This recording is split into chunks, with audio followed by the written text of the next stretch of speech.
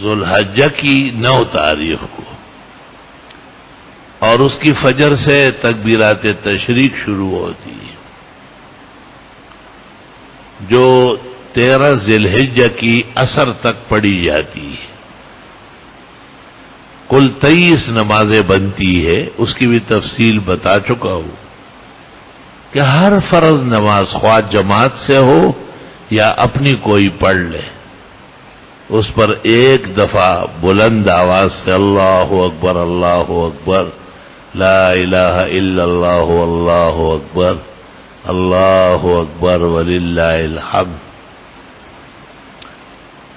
جن کی رکعتیں چھوٹ جاتی ہے جماعت سے، وہ جب چھوٹی ہوئی رکعتیں پڑھ لے اور سلام پھیر دے، فوراً پڑھے اللہ اکبر اللہ اکبر، لا الہ الا اللہ اللہ اکبر، اللہ اکبر وللہ الحمد۔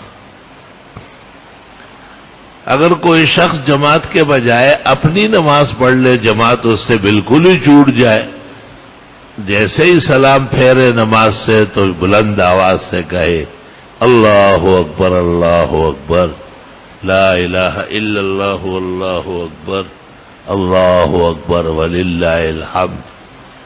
مفتابی قول علی الصاحبین وہ یہ ہے کہ خواتین بھی پڑھے گی، اور وہ بھی ہر فرض نماز کے بعد تکبیرات تشریق کہے گی اللہ اکبر اللہ اکبر، لا الہ الا اللہ اللہ اکبر، اللہ اکبر وللہ الحمد، لیکن وہ آہستہ کہے گی۔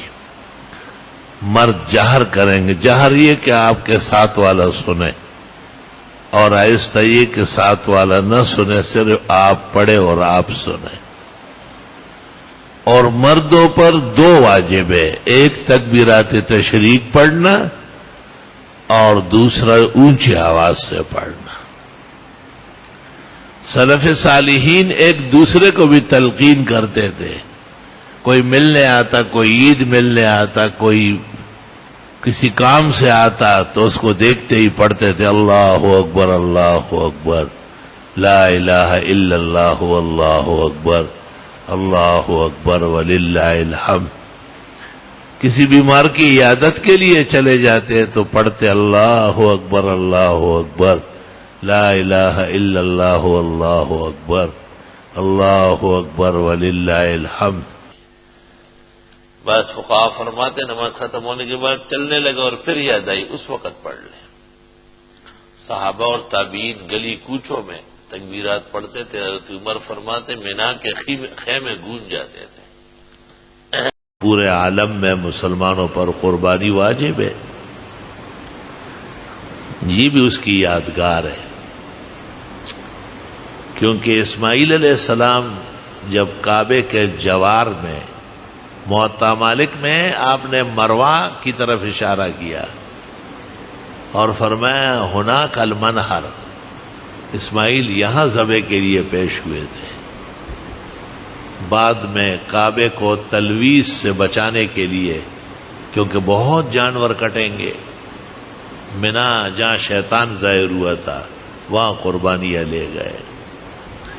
اصل مر کے معنی ہے چھرا تیز کرنا، پتھر پر چھرا مارنا۔ جب حضرت اسماعیل کے گردن پر چھرا نہیں چل رہا تھا تو ابراہیم علیہ السلام گھبرا گئے کہ حکم الہی میں فرق آ جائے گا، تو آپ نے پتھر پر تیز کرنا چاہا۔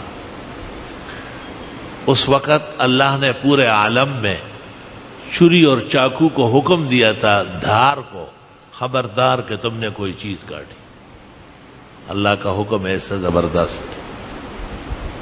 اور دور سے اسماعیل علیہ السلام کے بدلے میں مینڈا جبریل ایسے ہی گود میں پکڑ کے لا رہا ہے اور بھاگتا ہوا آ رہا ہے، لا الہ الا اللہ وحدہ لا شریک لہ، وہ جو تکبیرات تشریق ہے وہ پڑھ رہا ہے، اور کہتے ابراہیم علیہ السلام صبر کرے، اللہ تعالیٰ سلام کہتے یہ صبر کرو۔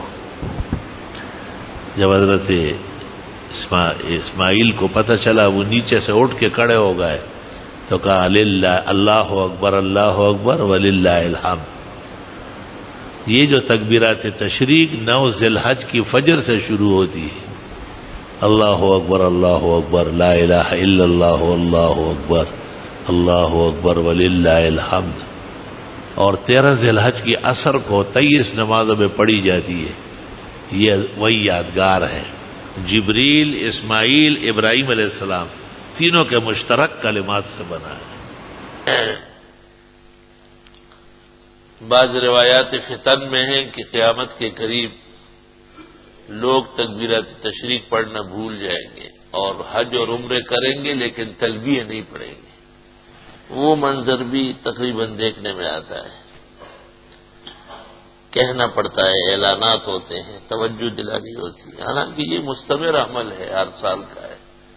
جب بھی آدمی ایام اعزاہی میں زندہ ہو، سلامت ہو، موجود ہو، تو اسے یہ مسئلہ یاد رہنا چاہیے. مسائل بھول جانا خود عذاب کا باعث ہے.